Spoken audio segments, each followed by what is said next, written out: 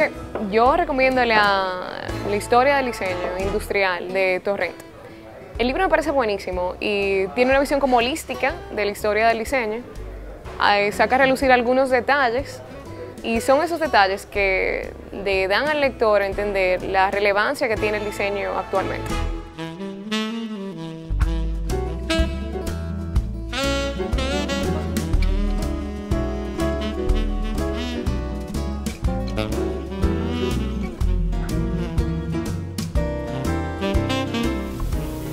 Avelino, en tu libro mencionas en varias ocasiones el espíritu romántico o la actitud romántica de Juan Pablo Duarte. ¿Fue realmente Duarte un romántico en el término más estricto de la palabra? El término más estricto de la palabra, para iniciar con lo que terminas, cuando se habla de que una persona es romántica, tiene que ver mucho con la actitud particular que se asume no solo hacia la sociedad, sino también hacia lo amoroso. Y entonces se tiende a confundir este aspecto con lo que es el romanticismo como movimiento de vanguardia de la época, que son dos aspectos que no debemos confundir cuando se hace mención de ello y de Duarte.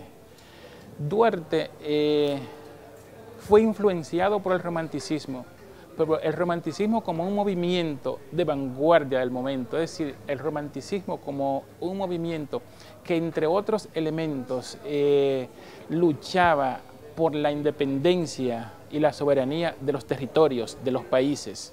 Entonces, es fundamentalmente el Duarte que hay que reivindicar, el Duarte que ve en este movimiento una brecha para él ponerla en práctica en un territorio en donde él nació y que no era libre. Entonces ese es el aspecto fundamental que hay que destacar y no el aspecto de pintarnos a un Duarte iluso mirando hacia el cielo, pensando que le iba a bajar del cielo la concretización de su ideal.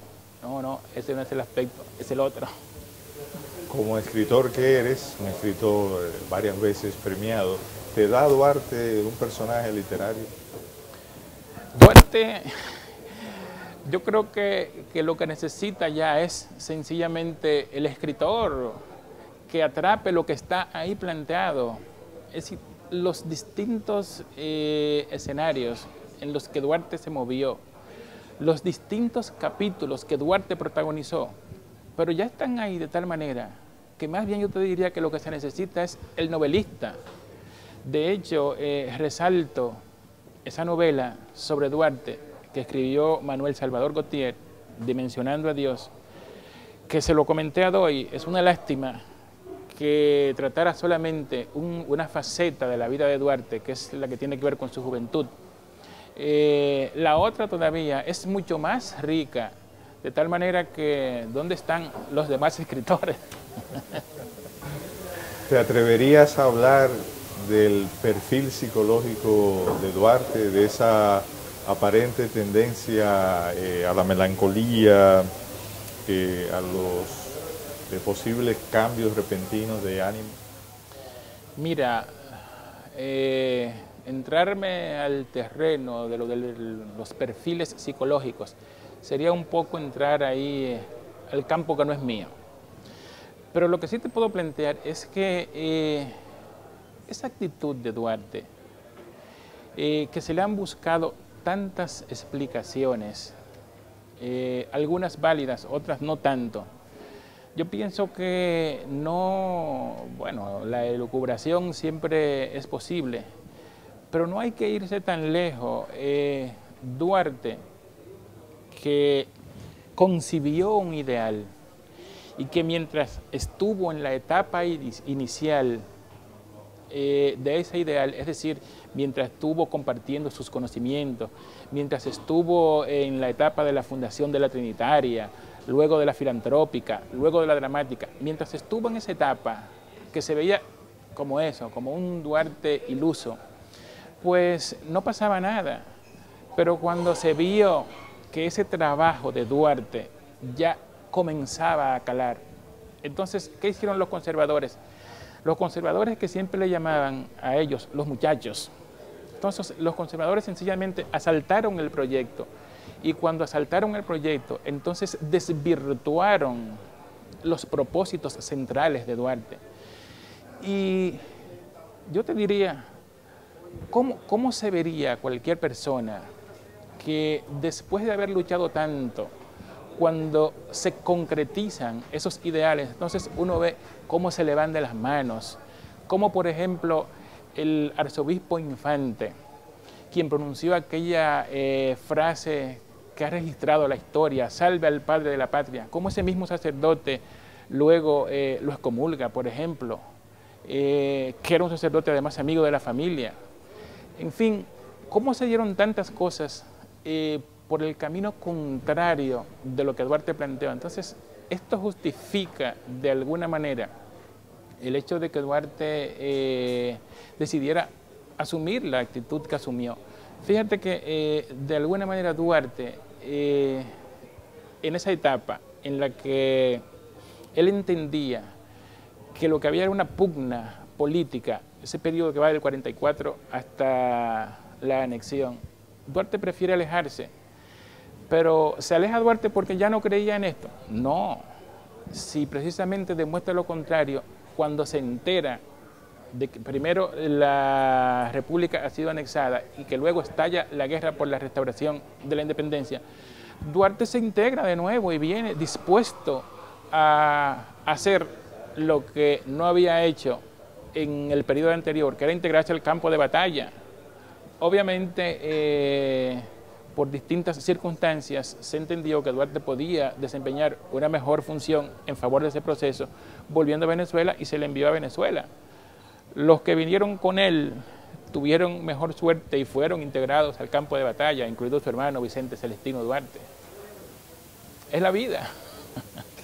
Los dominicanos tendemos a ver a un Duarte sumiso, con algo de mala suerte, tolerante al punto de renunciar hasta a sí mismo. En cambio, los venezolanos ven a un Duarte enérgico, glorioso, obcecadamente coherente. ¿Tú cómo lo ves? Tiene todo esto que ver mucho, y siempre trato de hacer una comparación entre la época que vivió Duarte y la que estamos viviendo en estos momentos.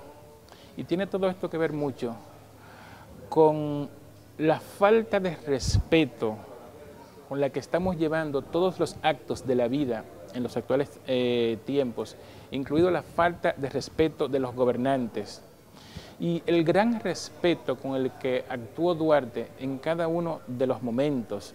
Incluso, sobre todo, Duarte fue más respetuoso en la medida en que su proyecto llegó a mayores niveles de concreción. De tal manera que a Duarte no se le puede juzgar hoy con el tigueraje con el que actúan muchos políticos, muchos intelectuales, mucha gente común, con respecto a la situación de respeto con la que actuó Duarte en su época, en su tiempo.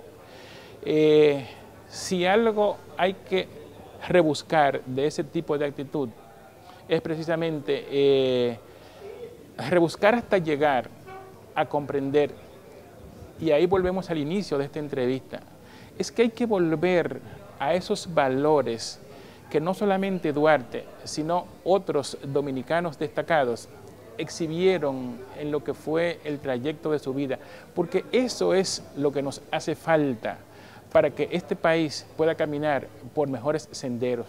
¿Tú te imaginas, Luis Martín, que este bicentenario que se está celebrando son los 200 años del padre de la patria, y este bicentenario ha tenido su conmemoración ha sido menor que cuando se celebró en 1976 el 150 aniversario de la muerte de Duarte? Es como si nos alegráramos más, si nos hubiéramos alegrado más por la muerte de Duarte que por su natalicio. Entonces, claro que hay una mala suerte, pero la mala suerte no está en Duarte, sino en el país, que los gobernantes posteriores que les ha tocado al país ninguno se ha acercado ni siquiera a los ideales de Duarte. Entonces, ¿quién es el de la mala suerte? ¿Duarte o el país?